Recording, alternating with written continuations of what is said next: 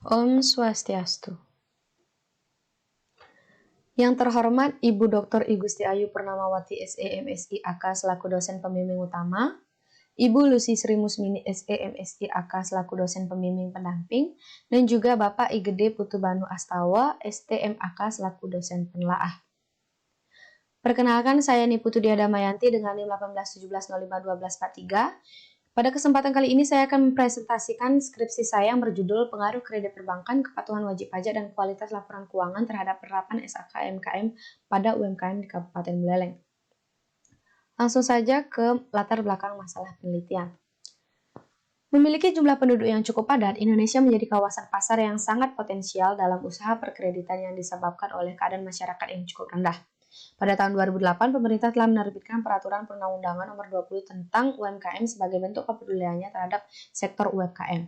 Dengan adanya undang-undang yang menjadi payung hukum, gerak UMKM menjadi lebih leluasa di mana dalam peraturan tersebut dicantumkan mengenai perluasan pendanaan yang fasilitas oleh perbankan dan lembaga jasa keuangan non-bank.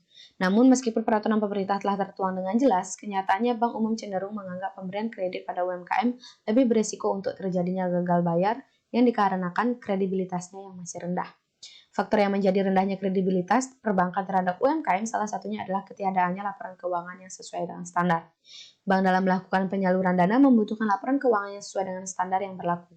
Adanya faktor persyaratan pelaporan keuangan sesuai dengan standar memudahkan dalam pengajuan kredit yang menyebabkan pelaku UMKM mau tidak mau untuk menerapkan SAK MKM. Faktor lain yang menyebabkan harus diterapkannya SAK MKM oleh pelaku UMKM adalah untuk kemudahan dalam melaporkan pajak yang terhutang. Penghasilan negara adalah berasal dari rakyatnya melalui pungutan pajak dan atau dari hasil alam yang ada di dalam negara tersebut. UMKM memiliki peran yang signifikan terhadap pertumbuhan ekonomi negara. Salah satunya adalah kontribusinya dalam pembayaran pajak. Peraturan baru yang telah diterbitkan yaitu PP nomor 23 tahun 2018 tentang pajak penghasilan atas penghasilan usaha yang diterima wajib pajak yang memiliki peredaran bruto tertentu.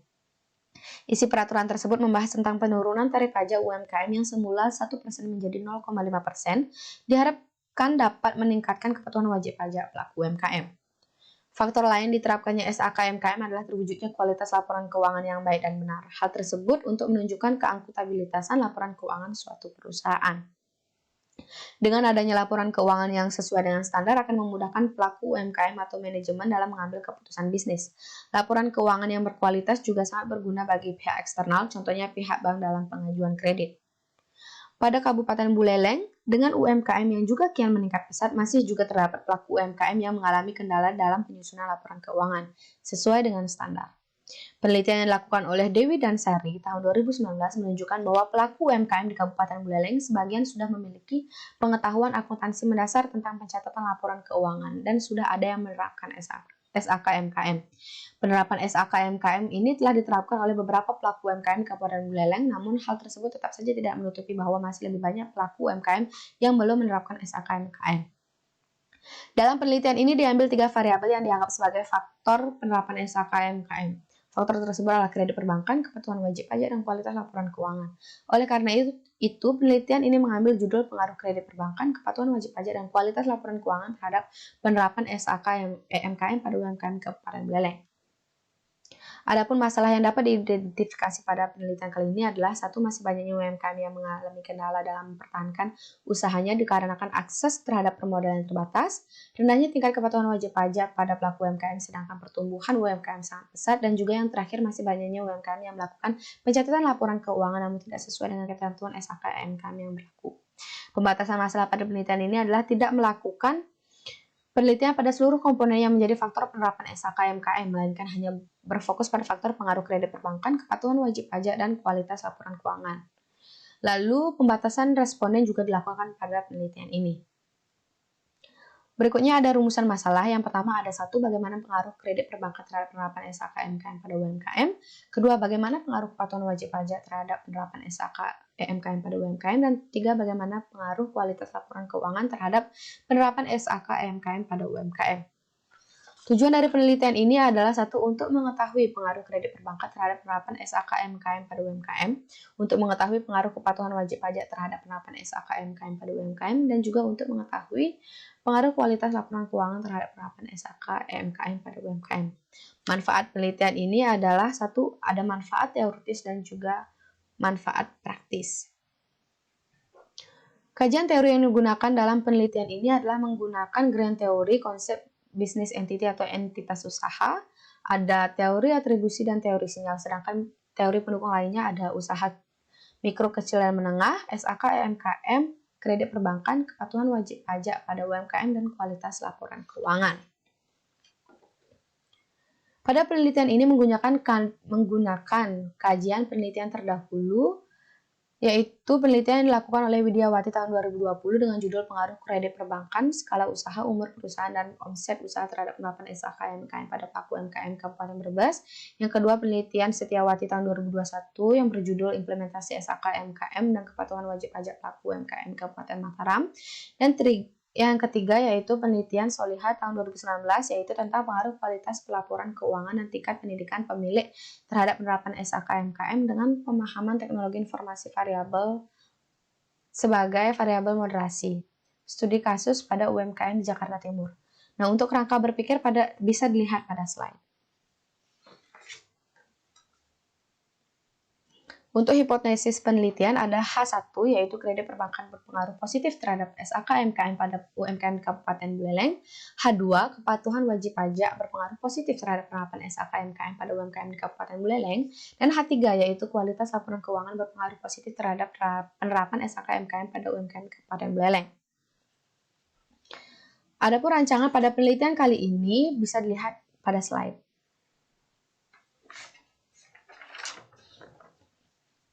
Metode pada penelitian ini adalah yaitu satu, jenis data yang digunakan dalam penelitian ini adalah data kuantitatif. Dengan sumber data yang digunakan ada dua, antara lain data primer dan data sekunder. Data primer berasal dari jawaban kuesioner dan data sekunder berasal dari literatur jurnal, artikel, dan juga penelitian terdahulu. Nah, jumlah total populasi pada penelitian ini adalah total populasi pelaku UMKM di Kabupaten Buleleng sebanyak 36.954 unit UMKM dengan sampel yang digunakan dalam penelitian ini adalah 110 unit UMKM di Kabupaten Buleleng dengan perhitungan rumus Ferdinand. Variabel penelitian pada penelitian ini adalah variabel independen, yaitu kredit perbankan sebagai X1, kepatuhan wajib pajak sebagai X2, kualitas laporan keuangan sebagai X3. Sedangkan variabel dependen adalah penerapan SAK-MKM pada pelaku UMKM di Kabupaten Buleleng sebagai variabel dependen atau Y. Adapun metode dan instrumen pengumpulan data, yaitu metode yang digunakan adalah metode observasi dan juga penyebaran kuesioner. Lalu instrumen yang digunakan adalah kredit perbankan, kepatuhan wajib pajak, kualitas laporan keuangan, dan penerapan SAK-MKM. Metode dan teknik analisis data yang digunakan pada penelitian ini yaitu ada satu, uji instrumen yang terdiri dari uji validitas data dan uji reliabilitas, ada uji asumsi klasik yang terdiri dari uji normalitas, uji multikolinearitas, dan uji heterokodastisitas, dan juga ada uji hipotesis yang terdiri dari uji regresi linear berganda, uji statistik T, dan juga uji koefisien determinasi. Nah, langsung ke hasil dan pembahasan. Pengumpulan data dalam penelitian ini menggunakan metode kuesioner yang disebarkan secara online melalui link Google Form kepada pelaku UMKM di Kabupaten Buleleng yang sudah menerapkan SAK-MKM dalam pencatatan laporan keuangan usahanya. Data responden yang dikumpulkan sebanyak 110 sampel yang kemudian diolah secara statistik. Nah, data karakteristik responden dapat dilihat pada tabel 1. Hasil uji instrumen. Hasil uji instrumen atau uji kualitas data dibagi menjadi dua uji, yaitu ada uji validitas dan uji reliabilitas.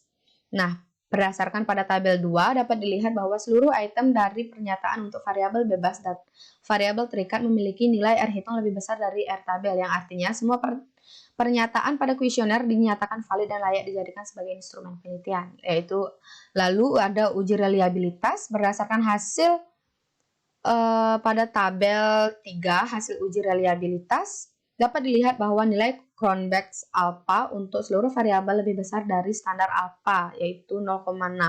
Maka dapat disimpulkan bahwa semua variabel dinyatakan reliable atau handal. Selanjutnya ada uji normalitas berdasarkan pada tabel 4. Hasil uji normalitas menunjukkan bahwa nilai signifikansi yaitu 0,08 lebih besar dari 0,05, maka dapat disimpulkan bahwa nilai residual berdistribusi normal. Selanjutnya ada uji multikolinearitas. Berdasarkan pada tabel 5, uji multikolinearitas, ketiga variabel independen atau bebas memiliki nilai FIV kurang dari 10 dan nilai toleransi lebih besar dari 0,10. Selanjutnya ada hasil dan pembahasan. Pengumpulan data dalam penelitian ini menggunakan metode kuesioner yang disebarkan secara online melalui link Google Form kepada pelaku UMKM di Kabupaten Buleleng yang sudah menerapkan SAK MKM dalam pencatatan laporan keuangan usahanya. Data responden yang dikumpulkan sebanyak 110 sampel yang kemudian diolah secara statistik. Nah, data karakteristik responden dapat dilihat pada tabel 1. Selanjutnya dilakukan uji kualitas data yang terdiri dari uji validitas dan uji reliabilitas. Pada tabel 2, berdasarkan tabel tersebut dapat dilihat bahwa seluruh item dari pernyataan untuk variabel bebas dan variabel terikat memiliki nilai R hitung lebih besar dari R tabel, yang artinya semua pernyataan pada kuesioner dinyatakan valid dan layak dijadikan sebagai instrumen penelitian. Lalu pada tabel 3 hasil uji reliabilitas, dapat dilihat bahwa nilai Cronbach's alpha untuk seluruh variabel lebih besar dari standar alpha yaitu 0,6. Maka dapat disimpulkan bahwa semua variabel dinyatakan reliable atau handal. Selanjutnya ada uji asumsi klasik yang terdiri dari uji normalitas. Berdasarkan pada tabel 4, hasil uji normalitas menunjukkan bahwa nilai signifikansi 0,08 lebih besar dari 0,05. Maka dapat disimpulkan bahwa nilai residual berdistribusi normal. Lalu selanjutnya ada uji multikolinearitas. Berdasarkan pada tabel 5, hasil uji multikolinearitas, ketiga variabel independen atau bebas memiliki nilai FIV lebih kecil dari 10 dan nilai toleransi lebih besar dari 0,10. Maka dapat disimpulkan bahwa ketiga variabel tersebut bebas dari adanya multikolinearitas, yang artinya terdapat hubungan antara variabel terikat yang dipengaruhi oleh variabel bebas. Lalu selanjutnya ada hasil uji heterokedastisitas. Dapat dilihat pada tabel 6 yang menunjukkan bahwa ketiga variabel independen memiliki nilai signifikan lebih besar dari 0,05 dengan nilai masing-masing X1, X2, X3 yaitu 1,00. Maka dapat disimpulkan bahwa tidak terjadi heterokedastisitas. Lalu selanjutnya ada uji hipotesis yang terdiri dari hasil analisis regresi linear berganda, hasil uji T, dan juga hasil uji koefisien determinasi. Nah, hasil analisis regresi linear berganda, persamaannya dapat dilihat pada tabel. Mengacu pada persamaan tersebut, dapat diinterpretasikan pengaruh variabel bebas dengan variabel terikat adalah sebagai berikut. Nilai konstanta adalah 2,577 merupakan keadaan saat variabel penerapan SAK MKM dipengaruhi oleh variabel lain, yaitu variabel kredit perbankan, kepatuhan wajib pajak, dan kualitas laporan keuangan. Jika variabel independen tidak ada, maka variabel penerapan SAK MKM tidak mengalami perubahan. Lalu kedua, nilai koefisien regresi kredit perbankan sebesar 0,287. Hal ini menunjukkan bahwa variabel kredit perbankan mempunyai pengaruh positif terhadap penerapan SAK MKM, yang berarti setiap kenaikan satu satuan variabel kredit perbankan maka akan mempengaruhi penerapan SAK MKM sebesar 0,287, dengan asumsi variabel lain tidak diteliti dalam penelitian ini. Lalu selanjutnya nilai koefisien regresi kepatuhan wajib pajak sebesar 0,300. Hal ini menunjukkan bahwa variabel kepatuhan wajib pajak mempunyai pengaruh positif terhadap penerapan SAK MKM, yang berarti setiap kenaikan satu satuan variabel kepatuhan wajib pajak maka akan mempengaruhi penerapan SAK MKM sebesar 0,300, dengan asumsi variabel lain tidak diteliti dalam penelitian ini. Yang terakhir, nilai koefisien regresi kualitas laporan keuangan sebesar 0,296. Hal ini menunjukkan bahwa variabel kualitas laporan keuangan mempunyai pengaruh positif terhadap penerapan SAK MKM, yang mempengaruhi penerapan SAK MKM sebesar 0,296 dengan asumsi variabel lain tidak diteliti dalam penelitian ini. Selanjutnya ada hasil uji T. Dapat disimpulkan bahwa satu variabel kredit perbankan X1 memperoleh tingkat signifikan 0,002 atau lebih kecil dari 0,005 dengan T hitung bernilai positif 3,218 sehingga dapat dikatakan bahwa kredit perbankan X1 memiliki pengaruh positif dan signifikan terhadap penerapan SHKMKM. Maka dapat disimpulkan bahwa H1 diterima dan H0 ditolak. Yang kedua, variabel kepatuhan wajib pajak X2 memperoleh tingkat signifikan 0,003 lebih kecil dari 0,005 dengan T hitung bernilai positif 3,071 sehingga dapat dikatakan bahwa kepatuhan wajib pajak X2 memiliki pengaruh positif dan signifikan terhadap penerapan SHKMKM. Maka dapat disimpulkan bahwa H2 diterima dan H0 ditolak. Lalu yang ketiga yaitu variabel kualitas laporan keuangan memperoleh tingkat signifikan 0,004 lebih kecil 0,005 dengan T hitung bernilai positif 2,925 sehingga dapat dikatakan bahwa kualitas laporan keuangan X3 memiliki pengaruh positif dan signifikan terhadap penerapan SHKMKM. Maka dapat disimpulkan bahwa H3 diterima dan H0 ditolak. Lalu yang terakhir ada hasil uji koefisien determinasi.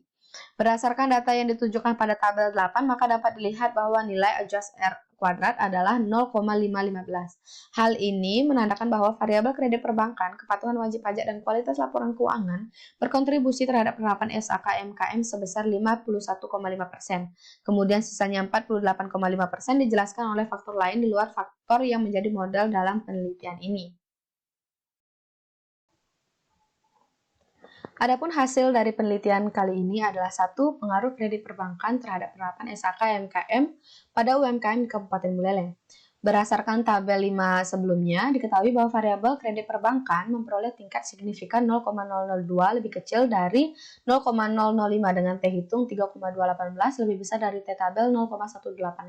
Sehingga dapat dikatakan bahwa kredit perbankan X1 memiliki pengaruh positif dan signifikan terhadap penerapan SHKMKM. Kredit perbankan merupakan salah satu faktor dari diterapkannya SHKMKM oleh pelaku UMKM. Faktor ini didukung oleh adanya tuntutan dari pihak bank yang menjadikan laporan keuangan sesuai standar yang menjadi syarat untuk pemberian pinjaman kredit. Hal ini dikarenakan pihak bank memerlukan catatan laporan keuangan yang baik dan benar guna menganalisis rasio kredit yang hendak diberikan. Yang kedua ada kepatuhan wajib pajak terhadap penerapan SHKMKM pada UMKM di Kabupaten Buleleng.